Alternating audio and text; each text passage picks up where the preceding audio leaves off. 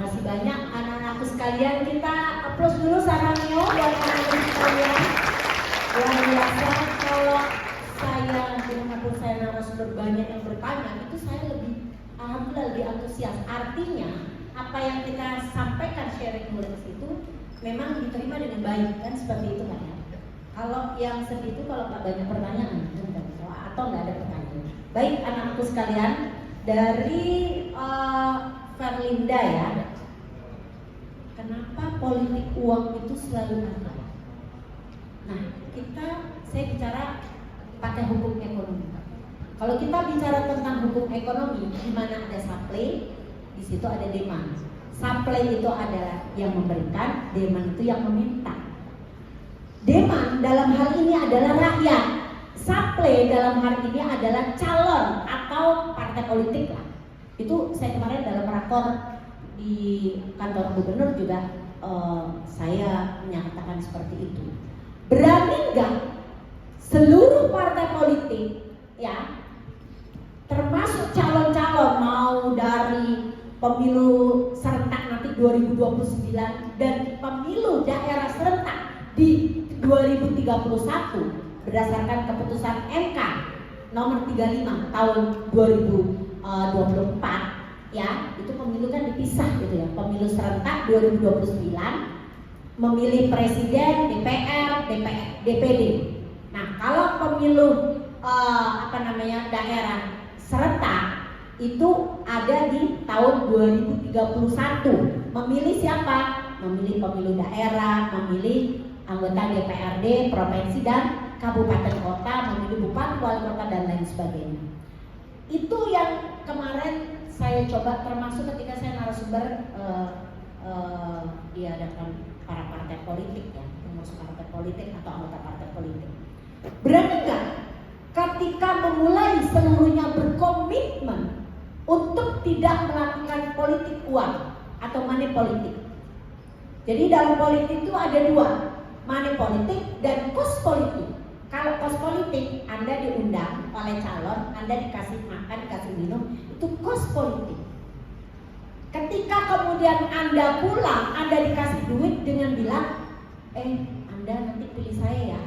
Nah, itu politik uang, politik transaksional. Nah, ini yang harus kita lawan. Nah, rakyat walaupun ingin mendapatkan politik uang dari si supply, tapi kalau nggak ada yang supply, kira-kira bisa nggak politik uang itu terjadi? Bisa nggak? Nggak bisa kan? Termasuk ketika dari si partai politik atau si calon menggelontorkan duit banyak, tapi kalau rakyatnya semua komitmen tidak terima, bisa nggak? Nggak bisa. Tapi itu impossible atau it is possible? Impossible. Karena kata hukum supply demand. Kalau toh itu bisa kita lakukan, kita mitigasi atau kita meminimasi. Tapi kalau semua dihilangkan sepanjang masih makhluk politik, pasti ada upaya untuk supply demand. Karena kenapa? Saya kan keliling nih ya. Saya suka keliling dari dulu jadi anggota DPR, termasuk mungkin saya sekarang wirausaha itu kita juga harus banyak networkingnya kan. Kita sebagai seorang wirausaha itu networking harus bagus. Kalau enggak, gimana kita mendapat project-project baik di pemerintah maupun di swasta maupun di lainnya ya. Nah, artinya ketika si masyarakat ini menutup yang namanya politik transaksional, maka nggak akan terjadi. Tapi pertanyaannya, sepanjang masih pemilu langsung, itu pasti masih ada kans untuk terjadinya pemilih transaksional. Tapi itu mungkin kita bisa minimize, kita bisa mitigasi dengan melakukan pendidikan politik. Oke lah, yang berlalu biarlah berlalu. Tapi pertanyaan saya katakan, Anda sekarang bilang, idealis. Tapi ketika 2029, saya tanya 100 orang yang ada di ruangan ini, ketika Anda diiming-imingi duit gak usah banyak-banyak, 100.000, Mau ambil, mau pilih atau bagaimana? Ayo. Mau ambil apa enggak duitnya? Serius? Bener nggak mau ambil? Dicatat harinya oleh malaikat. Si A, si B hari ini berjanji tidak akan mengambil. Ingat, sekecil apapun yang kita lakukan di dunia ini, kelak di akhirat akan kita dimintai pertanggungjawaban oleh Allah Subhanahu wa taala. Jadi nggak gampang. Ya, anak-anakku sekalian, politik uang itu akan tumbuh subur ketika kita tidak mitigasi atau ketika kita tidak melakukan minimasi. Contohnya dengan pendidikan politik. Tapi satu yang paling penting untuk kita menghindari transaksional atau politik transaksional, satu adalah berakhlak. Satu tadi saya katakan apa? Kecerdasan spiritual. Dalam Islam, mohon maaf yang non muslim, disogok dan menyogok hukumnya apa? Itu akan masuk ke dalam nadi urat kita, dan itu akan berpengaruh terhadap perilaku kita.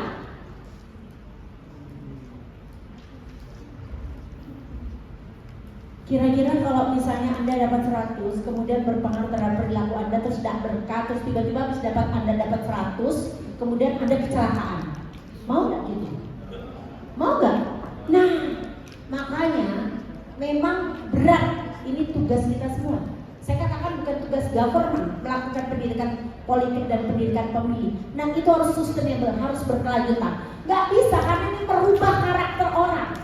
Jadi kalau pemilih transaksional atau politik transaksional itu adalah berkaitan dengan karakter. Karakter itu tidak semudah membalik telapak tangan. Butuh proses, butuh waktu, day by day, month by month, years by years. Kalau Anda nggak ngerti, hari ini Anda nggak ngerti politik, hari ini saya kasih tahu, keluar dari ruangan ini, Anda paham kan tentang politik? Tahu bagaimana 5 jurus filter tadi, 5 jurus tadi, penyakit 7 penyakit, bagaimana Anda harus cerdas memilih, cerdas aksi, kemudian cerdas untuk menentukan, iya kan, gitu. Tapi kalau Anda untuk merubah karakter dari pemilih transaksional menjadi tidak transaksional, itu butuh waktu. Begitu anakku si cantik Terlinda, solusinya kuat iman. Ketika Anda mau dikasih 100.000, ini mohon maaf, saya keliling, saya menanya, Bu, kenapa Ibu mau terima 100.000, 300.000? Ada bahkan yang ngasih 1 juta, Pak. Ada yang ngasih 1 juta, ada yang ngasih motor, 1 rumah dikasih motor, karena 5 pemilihnya. Ini saya keliling, Pak, sudah. Jadi dari kemarin pemilu, ini kita buat juga analisis dan penelitian gitu. Kenapa? Bu, bayangkan Bu, kalau 300.000 atau nggak usah 300.000, 100.000, 1 juta buat Ibu nggak ada artinya. Tapi buat kami Bu, bisa beli susu anak, bisa beli makan untuk sehari-hari, bisa beli sembako. Terus kita mau bilang apa kalau kayak gitu? Bagaimana caranya? Caranya adalah bagaimana kita meningkatkan kemiskinan menjadi tidak miskin lagi Indonesia. Itu solusinya. Karena mohon maaf sekali lagi tanpa mengurangi rasa hormat saya, biasanya yang money politik itu, kalau orang yang banyak duit, orang yang intelek gak bakal mau. Karena dia sudah menggunakan apa? Jurus 5 jurus tadi. Filter, nalar, data, etik, dan apa? Yang terakhir? Aksi. Jadi gitu ya anakku si Terlinda, solusinya tidak bisa kita sendiri, tapi minimal untuk diri Anda. Jadi si Terlinda ini usianya berapa cantik? 17. Nah, berarti 2029 Anda memilih. Pertanyaan saya, ketika ada yang memberikan Anda duit untuk memilih si A, si B, si C, Anda mau terima tidak?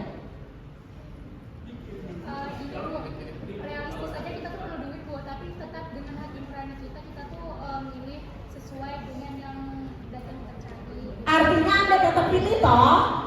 Benar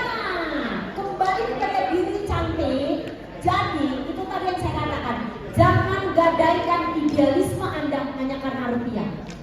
Anda menerima 100.000, Anda disuruh milih si A, tapi Anda menggadaikan 5 tahun nasib daerah kita. Paham? 5 tahun loh Anda gadaikan. Paham ya nak, cantik? Ada juga, Bu, saya ambil duitnya, saya nggak pilih orangnya. Hello, kelak yang jelas Anda diminta pertanggungjawaban. Sama, berarti Anda bisa dibeli. Kan Anda tadi bertanya, Bu, solusinya gimana? Solusinya sudah dijawab sama Ananda Verlinda. Oh, dia masih mau terima loh. Kita fair aja, Bu, realitas saja katanya. Lah gimana kalau generasi muda? Ya nggak, Pak? Tapi saya yakin enggak ya nak ya, 2 tahun ke depan enggak akan ya. Oke, seperti itu. Jadi kembali kepada diri kita ya sayang cantik. Insya Allah rezeki jodoh maut, rezeki itu enggak dari cuma situ nak. Banyak nanti rezekimu dari Allah. Supaya berkah ya cantik. Oke. Kemudian dari M. Fahri Alif, politik untuk bisa di kepentingan pribadi. Boleh ganteng. Politik bisa digunakan untuk kepentingan pribadi. Contoh ketika tadi saya tanya, Anda ketika menyatakan cinta itu Anda menggunakan apa? PDKT, Bu, menyenangkan hati. Itu kan politik. Kenapa? Dia strategi untuk kepentingan pribadi, termasuk Anda yang cantik tadi. Dia bagaimana dia berusaha menjadi anak yang bakti, anak yang baik supaya dia motor. Nah ini kan strategi bagaimana untuk menguasai. Jadi politik itu adalah bagaimana kita berstrategi untuk untuk mencapai kekuasaan dalam mencapai tujuan. Kalau tadi yang dikuasai siapa? Hati cewek yang mau ditembak. Kalau ini siapa yang mau dikuasai? Orang tuanya. Sangat. Jadi boleh-boleh saja ganteng untuk kepentingan pribadi sepanjang Anda sudah tahu sekarang ilmunya, dipakailah yang baik-baik supaya berkah. Hidup kita di dunia nggak sebentar, nggak lama nah, tapi di akhirat yang lama. Makanya kalau saya tadi kenapa selalu mengatakan berakhlak kecerdasan spiritual itu adalah itu adalah amunisi kita untuk melawan hal-hal yang tidak baik supaya kita semakin kuat iman kita. Jadi idealisme kita nggak bisa dibeli. Jadi kita pun nggak bisa dibeli. Nanti akan itu membuat personal branding Anda. Oh si A ternyata gampangan itu begini, udah sombong aja bisa. Tapi nggak bisa. Itu ibu itu nggak bisa disombong, nggak bisa. Itu personal branding kita, ganteng. Anda terserah mau personal branding Anda orang yang mudah disogok, dibeli, atau Anda orang yang idealis. Itu ada, it's your choice. Itu adalah pilihan kita. Oke? Yang selanjutnya dari Fiona, demokrasi itu dari rakyat, oleh rakyat, untuk rakyat. Tapi kenapa Bu?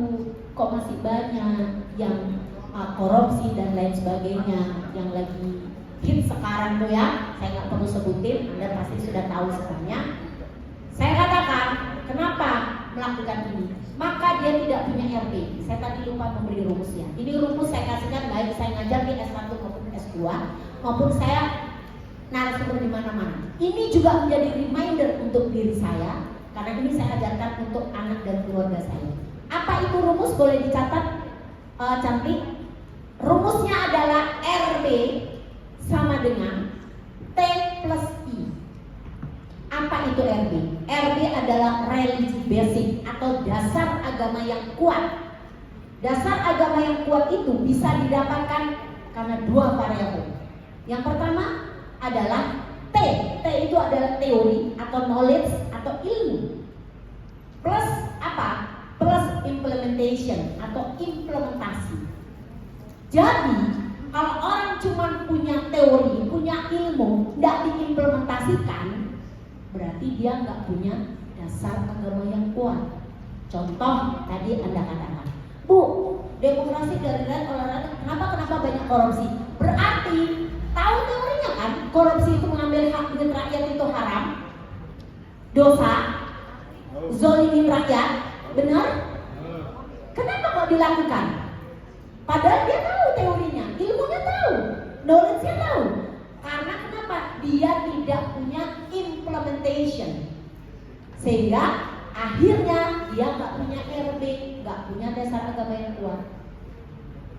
Jadi dalam hidup itu satu harus berakhlak dan berilmu. Kalau kita cuma berilmu, nggak berakhlak, nothing. Itu tadi nyatanya dari rakyat oleh rakyat untuk rakyat, tapi kenyataannya banyak korupsi, banyak zolimi rakyat. Artinya kenapa? Dia berilmu, tapi nggak berakhlak. Akhlak di dalamnya ada etika, ada behavior, ada attitude, ada sopan santun, ada adab di dalamnya. Jadi Anda sebagai generasi muda, generasi emas nanti 2045 harus berakhlak dan berilmu, baru itu keren. Satu, contohnya bagaimana? Saya menyitir karena saya muslim, mohon maaf. Dalam hidup, apalagi kita jadi leader, kita nggak bisa 100% mencontoh sifatnya baginda Rasul Muhammad SAW. Tapi minimal 0,sekian kita bisa contoh. Apa? Satu, kita harus jujur, ya kan? Jujur atau sidik. Yang kedua, cerdas. Makanya kita harus cerdas. Cerdas itu fatona. Yang ketiga, itu adalah tabligh atau menyampaikan kebenaran. Balighu ayat walau, balighu ani walau ayat. Katakan walau satu ayat. Kebenaran itu memang sulit. Sulit. Kalau kita mau bilang benar itu sulit. Tapi ya itu dalam Islam harus kita berani mengatakan yang salah-salah, yang benar yang benar. Ketika kita on the track di jalannya Allah, maka Allah yang akan menggadang kita. Nggak akan ada yang bisa terbang kita. Karena skenario Allah maha dahsyat dibanding skenario-nya manusia. Tiga. Yang keempat apa? Yang keempat itu adalah amanah, dapat dipercaya. Jadi ketika Anda dipilih, dipimpin jadi leader, Anda dipercaya. Oh iya, memang harus pro rakyat, harus mikirin kesejahteraan rakyat, meningkatkan kesejahteraan rakyat. Harus gitu, bukan korupsi seperti yang pertanyaan Anda tadi. Kenapa Bu demokrasi dari rakyat oleh rakyat untuk rakyat? Karena banyak korupsi itu tadi. Selanjutnya, sifat selanjutnya apa? Konsisten. Kalau dalam Islam istiqomah. Kalau iman ini kita gunakan, tidak usah 100%, 0,0% insya Allah masyarakat bangsa Indonesia dalam adil makmur sampai ke seluruh pelosok wilayah Indonesia. Kita berharap mudah-mudahan kelak tidak tahu tahun berapa ini akan bisa tercapai. Amin. Saya pikir itu. Terima kasih anak-anakku sekalian, sarannya buat Anda semuanya. Terima kasih. Assalamualaikum warahmatullahi wabarakatuh. Waalaikumsalam warahmatullahi wabarakatuh. Paket dua ini masih ada dua. Satu atau dua? Oke, pesan dulu. Sebentar dulu, santai dulu. Saya tidak berani memilih. Silakan Pak Ketua Panitia milih siapa? Dari mana? Kita yang ketiga. Silakan.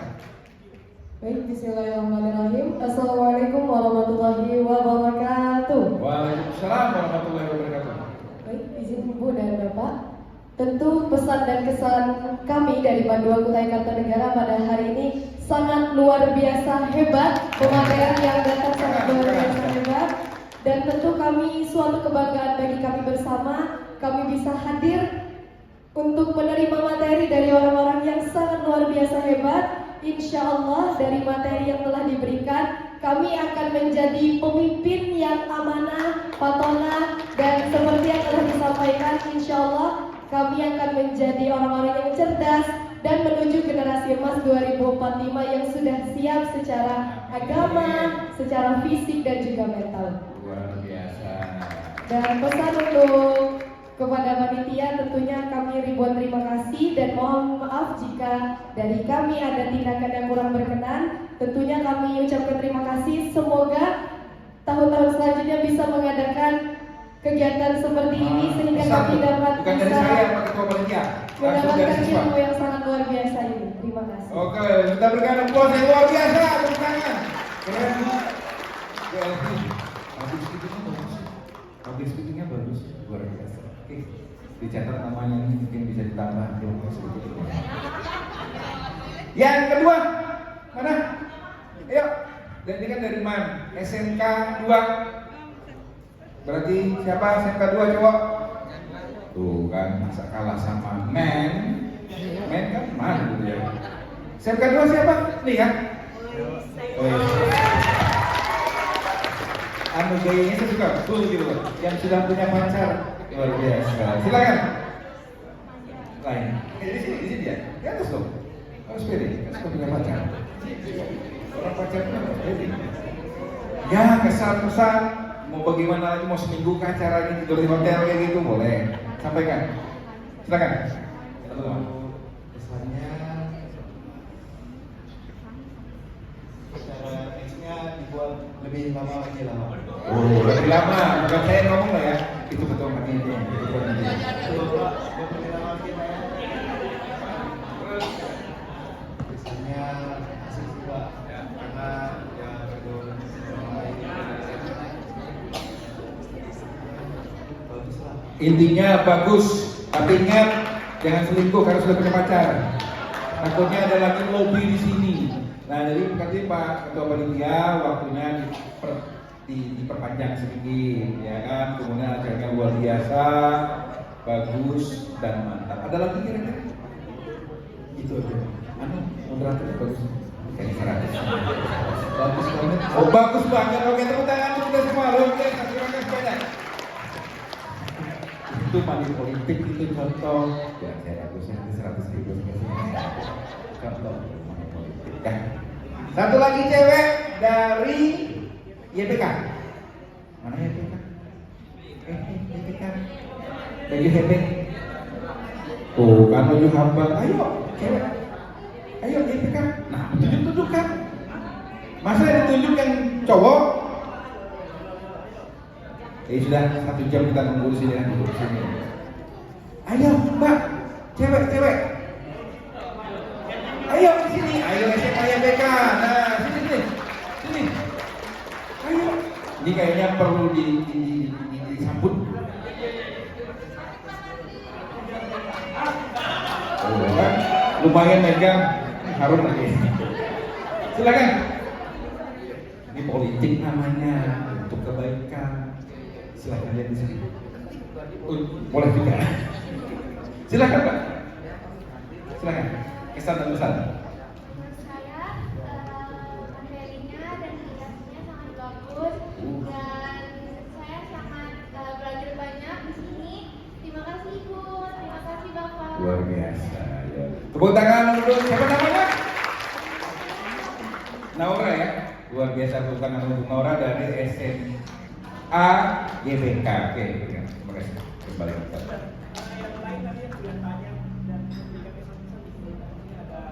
Wih, itu coba yang bertanya tadi sama yang beri. Pemilih